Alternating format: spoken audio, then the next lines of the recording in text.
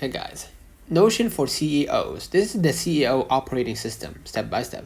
Step 1, build a team dashboard, like create sections, company OKRs, active projects, team tasks, deadlines, KPIs, hiring pipeline. This becomes your quote-unquote company brain. Step 2, set up department pages, sales, marketing, ops, product, HR, right?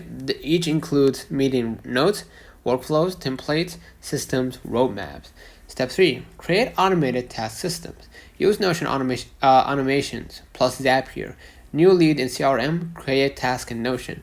A project moves to a new stage, notify a team.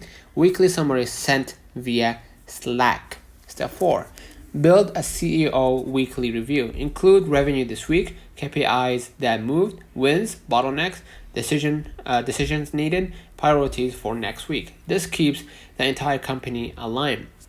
Step 5, create a company knowledge base. Store SOPs, scripts, training videos, docs, policies. This reduces meetings plus confusion by 80%. So don't forget to like and subscribe. See you in the next one.